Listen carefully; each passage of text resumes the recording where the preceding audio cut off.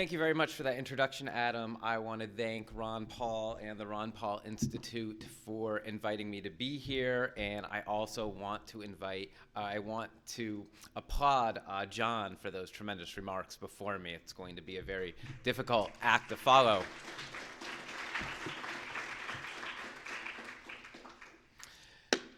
Now, you heard a lot earlier from one of the earlier speakers about Ron Paul's 1988 campaign.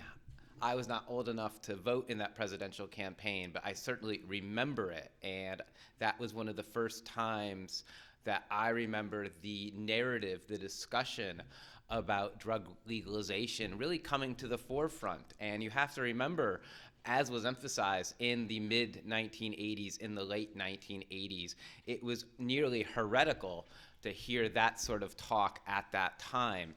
And that narrative made a tremendous impression upon me. It arguably set in motion the professional career that I've had for the last 2.5 decades, working in drug policy with an emphasis on marijuana policy reform.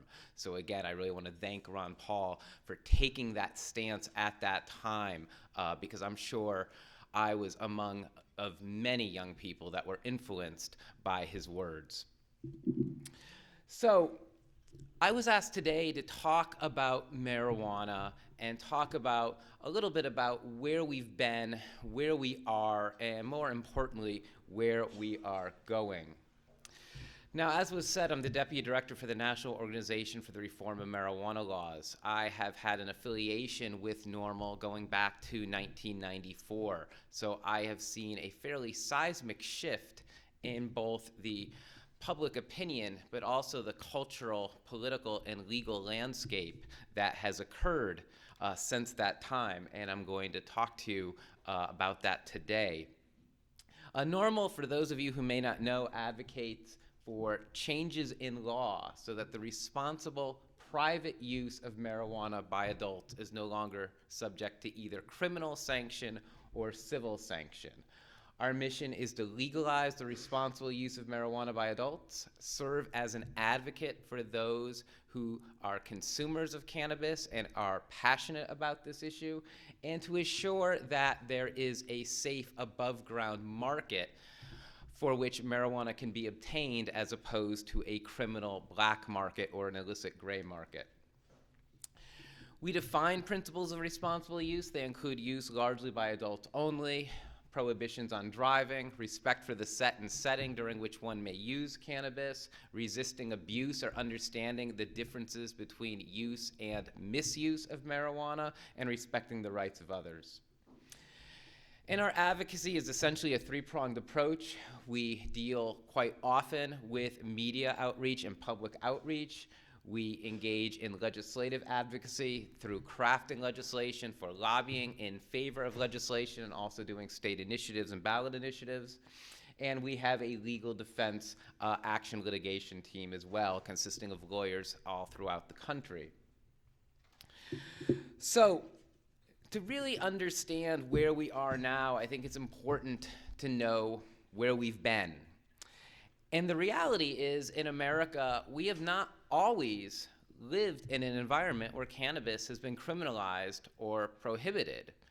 Oftentimes, when we talk about the legalization of cannabis or the movement to legalize cannabis, I think it's important that we call it the movement to re-legalize cannabis. Because again, our national experience with criminalization goes back only about 100 or so years. Prior to that, Americans lived fairly harmoniously with the cannabis plant. That all changed, however, in the early 1900s. Around that time, in different pockets of America, marijuana use became largely associated with different ethnic groups. And depending on what region of the country we're talking about, that played a significant role with regard to which ethnicities marijuana was tied to. So in the American Southwest, it was not uncommon to see marijuana negatively tied to use by Mexicans, whereas in the southeastern part of the United States, marijuana use was typically associated with the use by African Americans. In California, interestingly enough, marijuana use was stigmatized due to its supposed association with the Hindu community. And there were some other regions of the country, like in the Northeast, where marijuana didn't particularly carry a stigma with different ethnic groups, but was eventually outlawed for other reasons. Notably, Massachusetts outlawed cannabis simply because of the passage of the Harrison Narcotics Act and a belief that now that certain drugs that formerly had been legal by prescription were now largely illegal, they stamped down on marijuana, thinking that users of those former drugs would substitute marijuana in their place, and they wanted to get ahead of the curve. But again, Massachusetts was the exception. In most states, when you look at the language and you look at the narrative, when you look at the legislative debate that was taking place prior to the state prohibition of cannabis, it tended to revolve around themes involving race, particularly use by Mexicans or African Americans, and this notion that when these ethnicities used marijuana, it essentially made them crazy. And not just temporarily, but permanently crazy. We have state testimony here from the legislature in Texas, going back in the early 1920s. It says all Mexicans are crazy, and the stuff that makes them crazy is marijuana.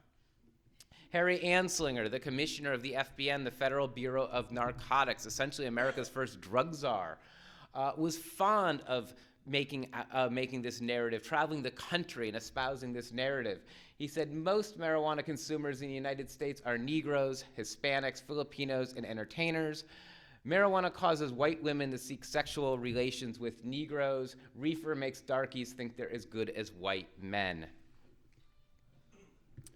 This is a news clipping from the New York Times that I dug up when I was involved in writing the book Marijuana is Safer, So Why Are We Driving People to Drink? I think this embodies what the mainstream reporting of that time was as it pertained to cannabis. This is from 1927. This is a story about allegedly a Mexican woman and her entire family becoming permanently insane because they grew cannabis in their window box and ate some of the leaves. This excerpt says, a widow and her 4 children have been driven insane by eating the marijuana plant. There is no hope for saving the children's lives. I don't know what they ate, but it certainly wasn't marijuana.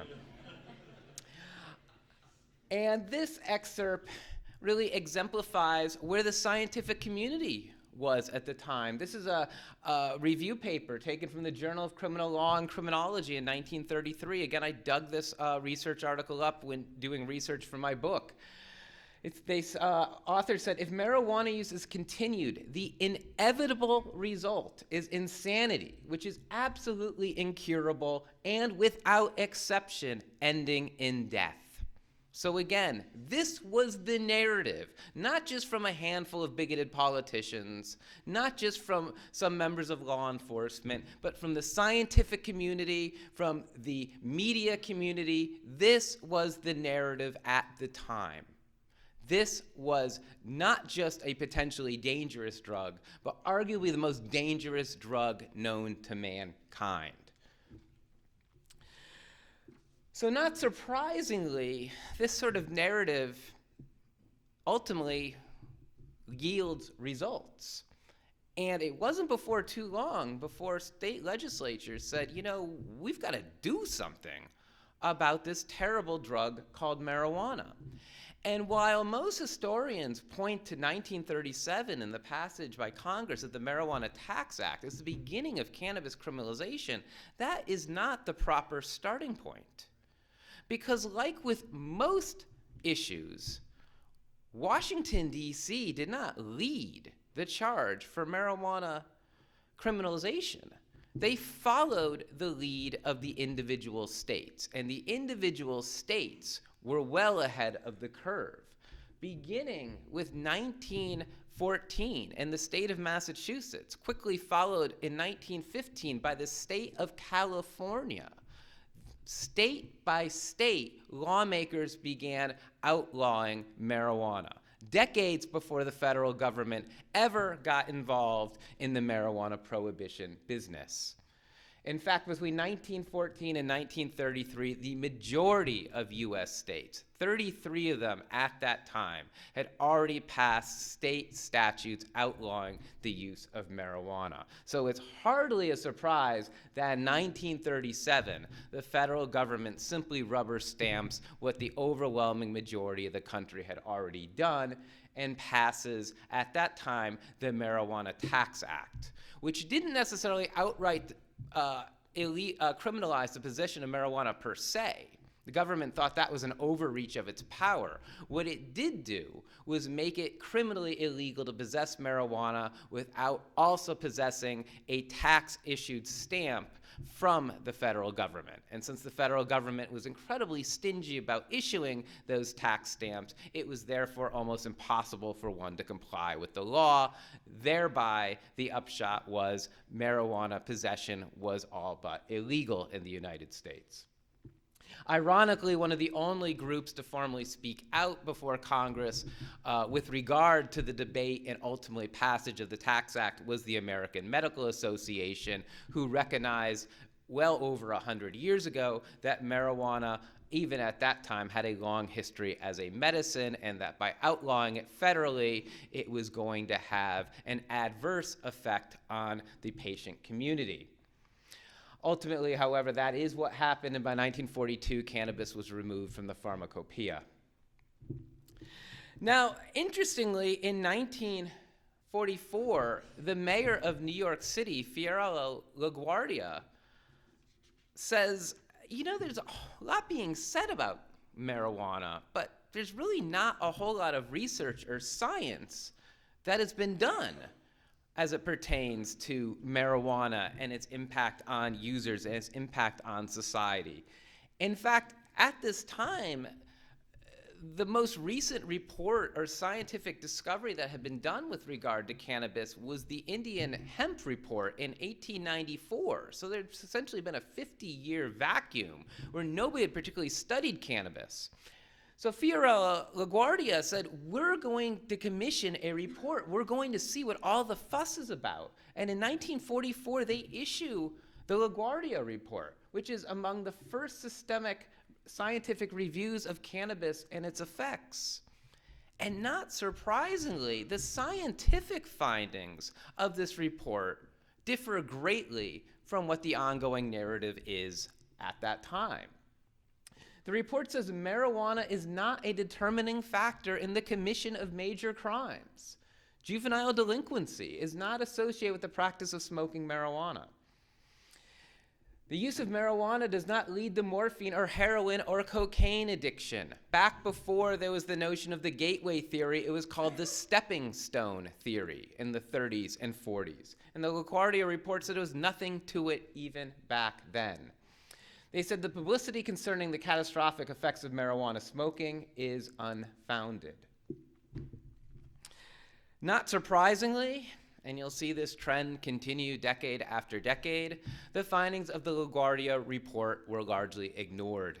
And not just for history, but they were ignored at the time of its publication. Pundits, law enforcement, politicians were not interested in hearing the facts about cannabis, and that's something that has not particularly changed. So if we fast forward about another 20 years and we get to the Nixon administration, Richard Nixon had this notion that it might be a really good idea to bring marijuana into the fold of the overarching culture war. And he publicly said that his administration was going to make marijuana public enemy number one.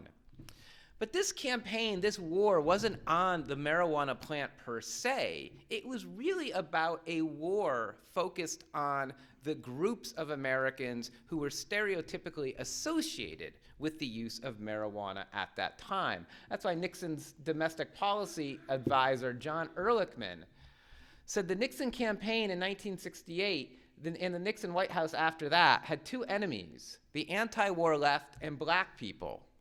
You understand what I'm saying? We knew we couldn't make it illegal to be either against the war or black, but by getting the public to associate the hippies with marijuana and the blacks with heroin, and then criminalizing them both heavily, we could disrupt those communities. That's what Nixon's war on marijuana was about. That's what most wars on drugs are about. So, shortly after Nixon declares this campaign, where marijuana is public enemy number one, Congress follows suit and passes the Controlled Substances Act of 1970. This is a terribly important piece of legislation because this is the federal governing body of legislation with regard to drugs and drug prohibition today.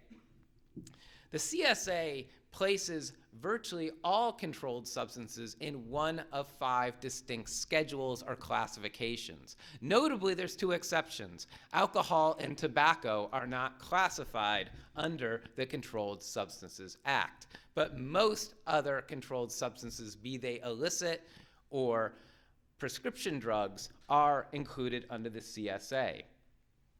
The CSA, as I said, has 5 schedules. The most restrictive and prohibitive schedule is Schedule 1.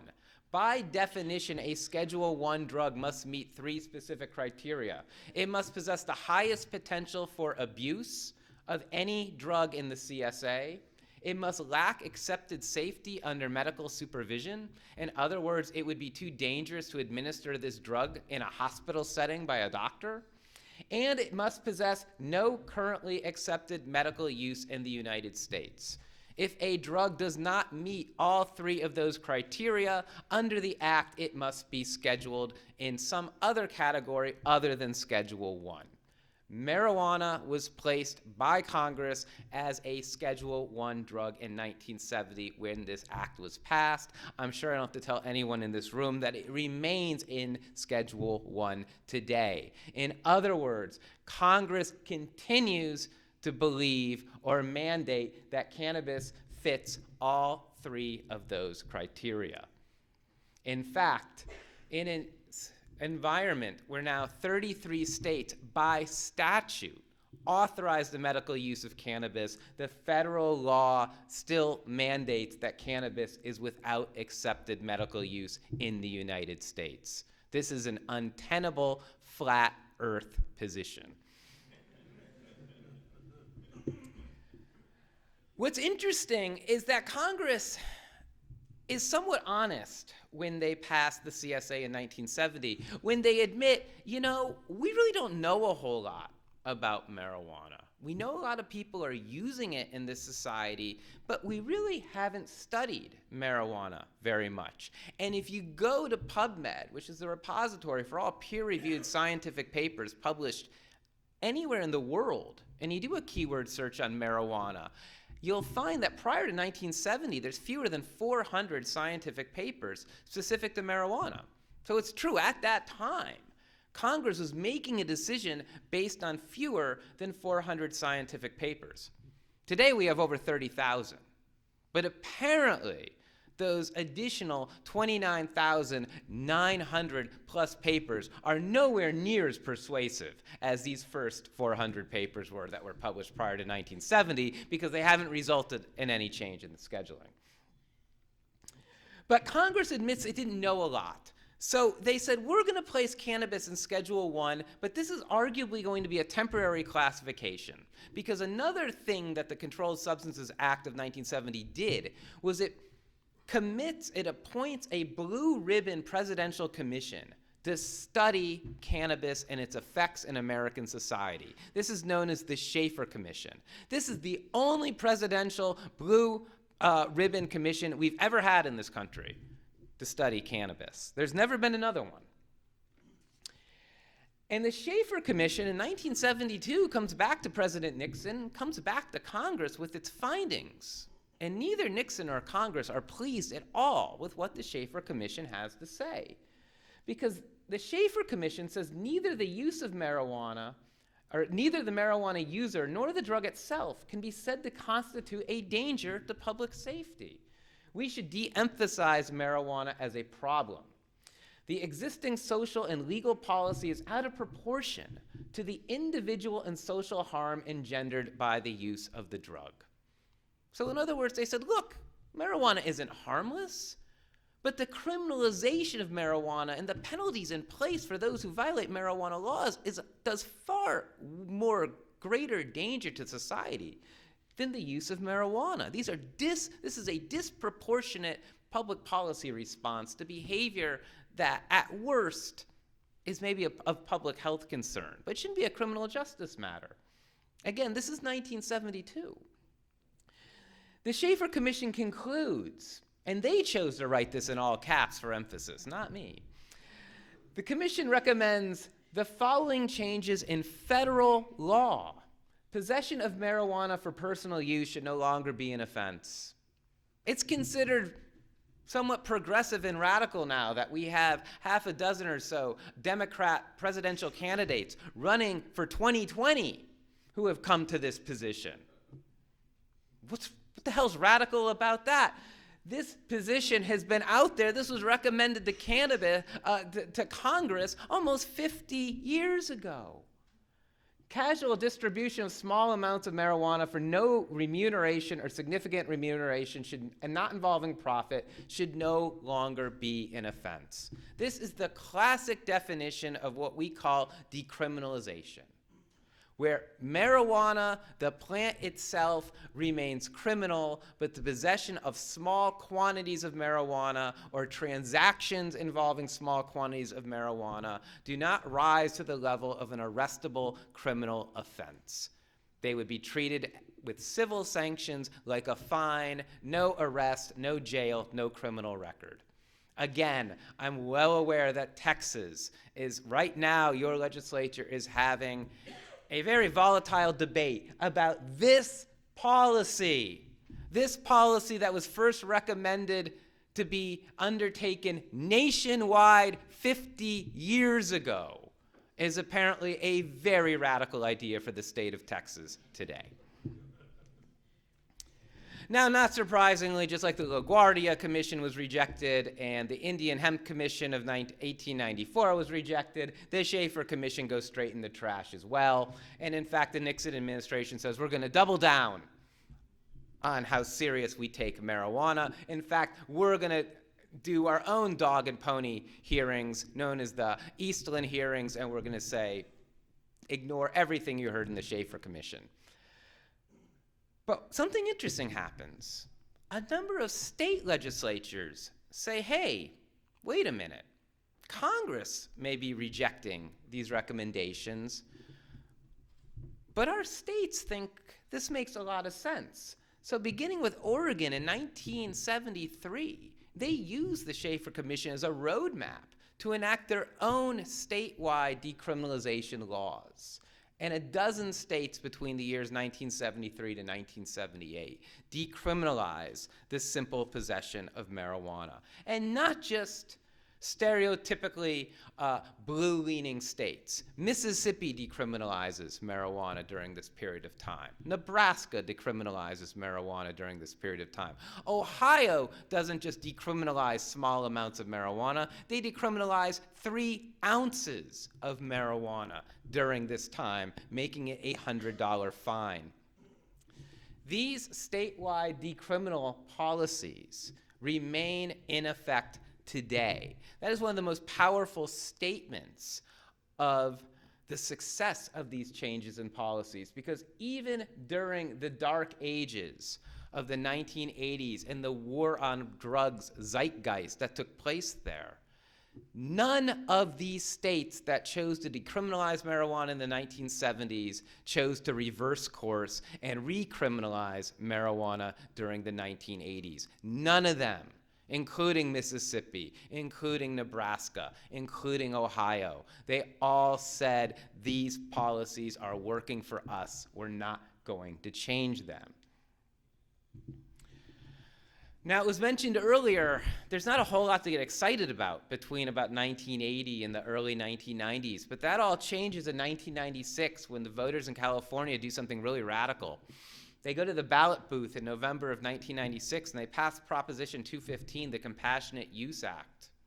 This legalizes for the first time the possession and use and cultivation and dispensing of marijuana for medical purposes, and it sets off a wave of medicalization initiatives throughout the country. In response to California voting Prop 215 into law, the federal government commissions the National Academy of Sciences to look into the science surrounding cannabis and the potential medical benefits of cannabis. The same benefits that in the run-up to the Prop 215 vote, the federal government said didn't exist at all. And much to the chagrin of the federal government, the National Academy of Sciences comes out not once but twice with reports making it clear that cannabis possesses therapeutic efficacy, that it possesses a safety profile that is in line with other medications. And they say there's conclusive and substantial evidence that cannabis is effective in the treatment of various diseases, such as the treatment of chronic pain, nausea, as an appetite stimulant, and in the treatment of multiple sclerosis. Again, a statement, a finding of fact that is entirely inconsistent with the existing federal scheduling of cannabis. And then starting in 2012, we have two states, Washington and Colorado, on the same night for the first time legalize the adult marijuana use market. In 2013, the Obama administration responds to these two state policies by saying it issues a memo to its U.S. attorneys that say as long as these markets are well regulated and there does not seem to be much diversion of cannabis from these markets to surrounding states, we're going to take a hands-off approach. We're largely going to let these states do as they please. In 2018, former Attorney General Jeff Sessions comes into power and he says, to hell with that. He rips up the Cole memo, but he does not issue any separate or new guidance. So in many ways, the Cole memo, while it doesn't exist, the federal government in many ways continues to behave as if it does. And since that time, other states also have gone to the ballot box and they have legalized the adult use market as well, 10 states in total. So where we are now statutorily is we've got 1 out of 5 people that living in America live in a state where the adult use of marijuana is legal. We have 33 states where the use of medical marijuana and the distribution of medical marijuana is legal. Many of these state programs have now been in place for more than 2 decades. And we have 14 states where the possession of marijuana is still decriminalized. It is not legal, but individuals who violate the law are simply subject to minor fines as opposed to a criminal arrest, criminal record, and threat of jail. And we know that decriminalization is either going to take effect later this year or is pending in other jurisdictions. New Mexico passed decriminalization earlier this year. It takes effect on July 1. North Dakota passed a partial decriminalization law earlier this year. It will take effect on August 1st. I don't think the outcome in Texas is actually going to be, I'm not as hopeful today as I was when I put these slides together a few weeks ago with regard to the potential for decriminalization in Texas. We also had the first change in the federal law as it pertains to the cannabis plant took place in December of last year when the 2018 Farm Subsidy Bill was passed. And for the first time, it redefined traditional industrial hemp as a plant separate from cannabis. And it said that industrial hemp would no longer be defined or governed by the Controlled Substances Act. So essentially, it was descheduled. It is no longer under the authority and control of the federal government. And it said products derived from the industrial hemp plant are no longer under federal control either. Interestingly, not 24 hours later, the FDA stepped in and said, well, we're a federal agency and these products are certainly under our control and we have no idea how we're going to regulate them and it'll likely take years before we figure it out. So that's where we stand now. So why are we seeing these radical changes in the last few years in marijuana policy? Well, a good place to start is to see the fact that public opinion has changed dramatically largely in the last decade or so, to the point where now 2/3 of this country say they believe that marijuana should be legal, a fairly shocking change from the low levels of support we had just 20, 25 years ago. Why are we seeing these shifts in public opinion? And I think there's a number of reasons why. Support for marijuana policy or marijuana policy reform is becoming less and less of a partisan issue. Among the public, among politicians, this remains a hyper-partisan issue, unfortunately. But among the general public, whether you're Democrat, Independent, or you self-identify as Republican, majorities of all of those political affiliations say we support legalizing marijuana. Again, that change has not taken place to actual elected officials. Unfortunately, at the state and certainly at the federal level, this remains largely a Democrat-led issue with Republicans opposing. It also is largely an age-based issue, particularly when we look at Congress. There is much greater strength and support for marijuana policy reform at the federal level, regardless of political affiliation, simply if you're younger than 50 years old.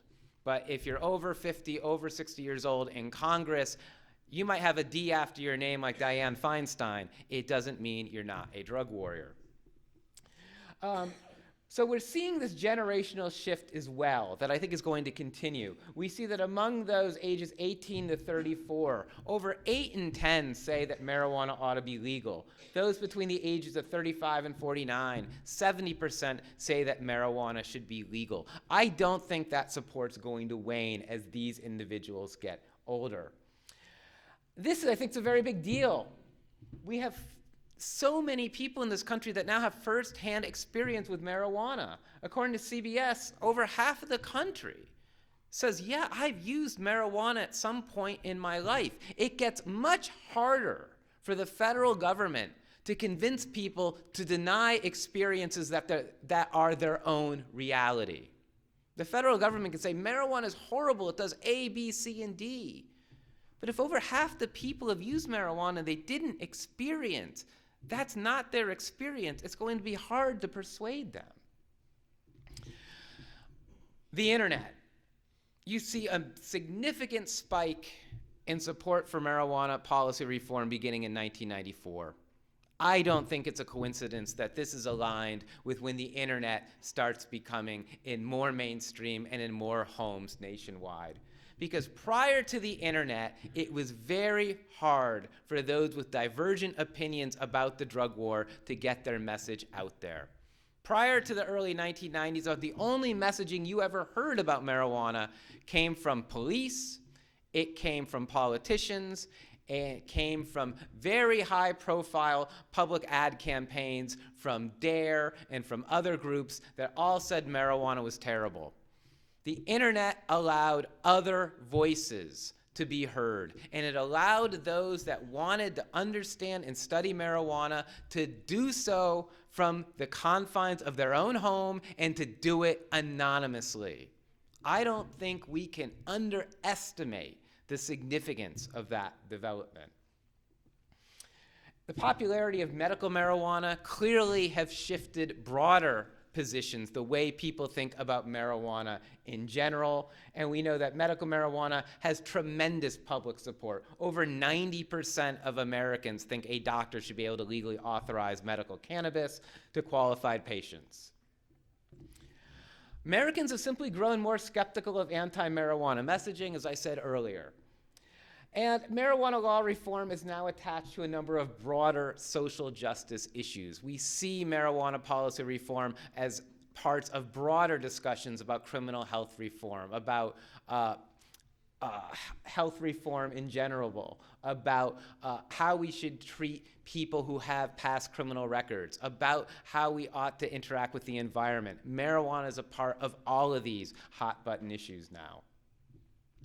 And most importantly, marijuana legalization has shifted in recent years from theory to practice. This isn't something now that professors may discuss in the halls of Dartmouth. This is happening in the real world. 1 out of 5 Americans live in jurisdictions where marijuana is legal. We don't have to scratch our head any longer and wonder what might happen if we legalize and regulate cannabis. We can look to Colorado, we can look to Oregon, we can look to Washington, we can look to Nevada and say, this is what happens when we legalize marijuana. We see the tax revenue benefits. We see the job creation. Now, this doesn't mean, again, like I said, that marijuana is not without some risks. And the people in those states, the majority of voters voting for these changes in policies are aware that there's risks. They don't want a Wild West free-for-all. That's why they want to see cannabis regulated. They understand that regulation does a better job mitigating the risks of cannabis than does criminalization, which often simply compounds those risks. And I think this is really important. The gloom and doom predictions of our opponents simply haven't come to fruition.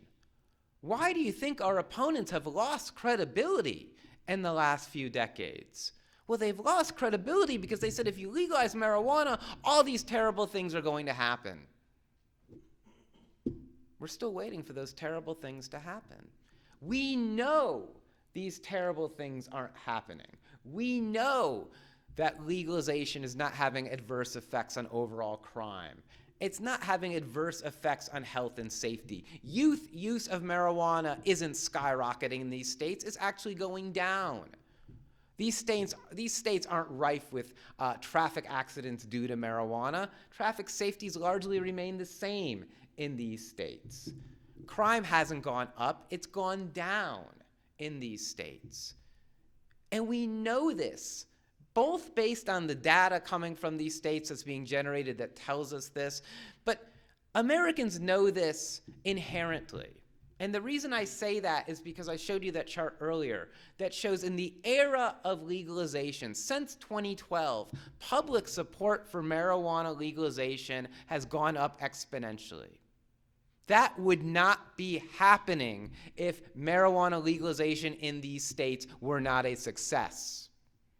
If our opponents' claims were coming to fruition, then support among the public and support by those who live in these states for marijuana policy reform would be going down. They'd be reversing course. They'd be saying, we made a terrible mistake and we need to recriminalize marijuana. But just as none of those initial states in the 1970s that decriminalized marijuana then ever reversed their course because they knew decriminalization was preferable to criminalization, none of these legal states have reversed course either. In fact, more and more states are joining them, and public support is only getting stronger. So where are we going?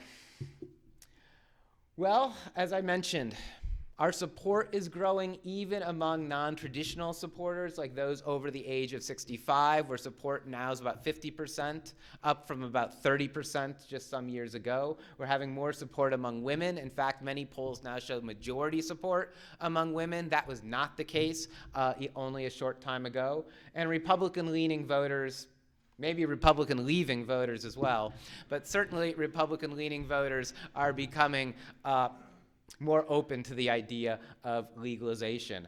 There's also this notion that this seems to be one of the few points where the American public really understands and supports federalism. We see that about 7 in 10 voters support this concept of federalism when it comes to marijuana policy. They say, look, even if the federal government doesn't want to come around to this policy change, they ought to leave the states alone and let the states do what they want. And a majority of Republicans hold that position as well. So for future statewide reform efforts, we have legalization efforts pending in Connecticut. Hawaii has a decriminalization bill that is now before the governor. Illinois is having a hotly contested legalization debate right now. Nebraska has a legalization bill that has been filed for the 2020 ballot. New Hampshire has legalization before its legislature. It's passed the House. It's getting stalled in the Senate. New Jersey's legalization initiative is going to go to the ballot in 2020 now that the legislature has punted on the issue. New York has a pair of legalization bills before its legislature. As I've mentioned, Texas has both an ongoing debate about medicalization and decriminalization that's taking place right now. Wisconsin's debating decriminalization and putting that measure to a ballot proposal. When we go to the ballot, we win. You're going to hear a lot of talk from our opponents that say support for legalization's waning. It's waning right now because New York State couldn't get it done legislatively. New Jersey couldn't get it done legislatively. Look, if we had to wait for legislatures to amend marijuana policy, we'd still be in the dark ages. Over half of the medical marijuana laws in this country were passed by initiative. 9 out of the 10 adult use legalization laws were passed by initiative. Very rarely do we put an initiative on the ballot, ask voters to decide on liberalizing marijuana policy. Very rarely do they say no. They almost always say yes, regardless if it's a red state or a blue state. This is just some polling from some states where this is a hotly contested issue. In New Hampshire, 68% say they want legal marijuana. In New Jersey, it's 62%. In Texas, 61% of voters say they want legal marijuana. Not decriminalized marijuana, legal marijuana. In Wisconsin, 61%. Pennsylvania, 59%. Louisiana, 55%. I could do this for literally every state in America. We have a number of different federal reform efforts that are pending before Congress. The Ending Federal Marijuana Prohibition Act is one of a number of bills that simply removes cannabis from the Controlled Substances Act. It deschedules cannabis, leaving the decision of how best to regulate cannabis up to the individual states. There are a number of different versions of this legislation. We have some piecemeal legislation that's pending, such as legislation surrounding banking. As I'm sure plenty of you know, even in legal states, the industry cannot legally work with banks. They are federal banks. Banks are discouraged under federal regulations from having relationships with any parties who work in the cannabis industry. A whole lot of members of the House think that's ridiculous. In fact, over a quarter of House representatives are signed on to this bill that would amend the federal banking laws so that at a minimum, these transactions that are taking place in a majority of states now are not all cash transactions. There's the Marijuana Justice Act that, again, removes marijuana from Schedule I. It provides different inducements for states to reform their own marijuana laws. There's the States Act, which is a little different. The States Act continues to say marijuana federally is illegal. It simply carves out an exemption. It says that if there are states that want to set their own marijuana policies, they can do so. But the federal government's not changing the way we classify marijuana or the way we deal with marijuana. So things like marijuana banking would still be illegal under the States Act.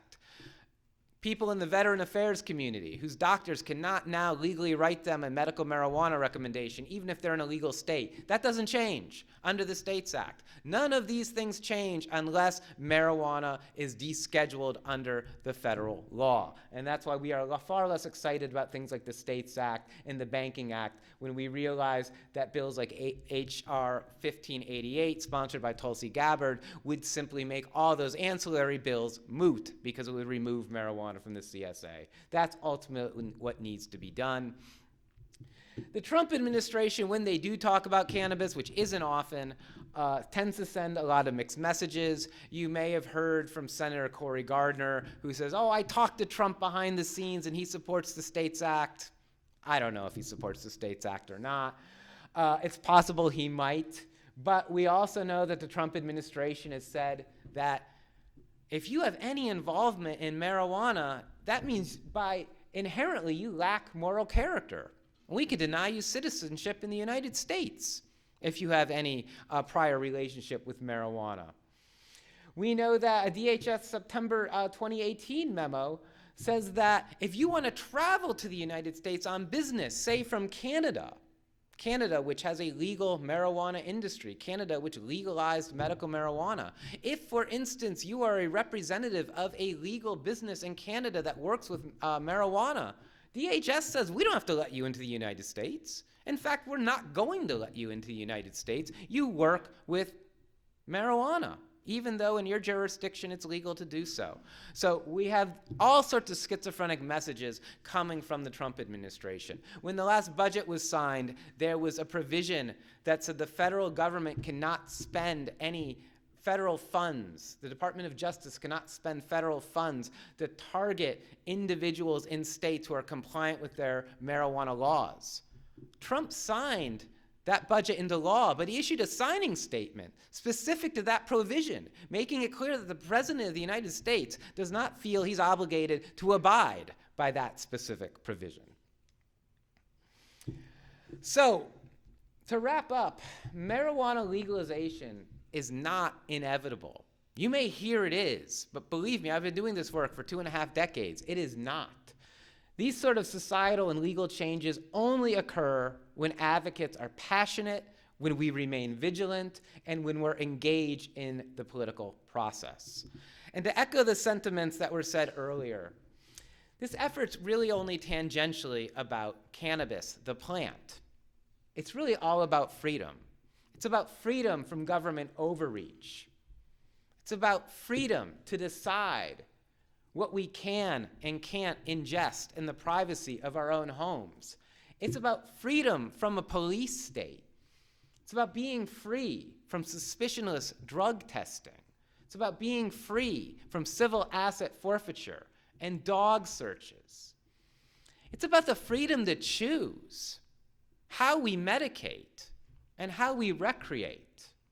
And ultimately, it's about the freedom to possess autonomy over our own bodies and over our own minds. The government shall not infringe upon that. That is what this fight is ultimately about. I'm encouraged so many of you have taken the time and made the effort to help people like me fight this battle and succeed in this battle. Thank you very much.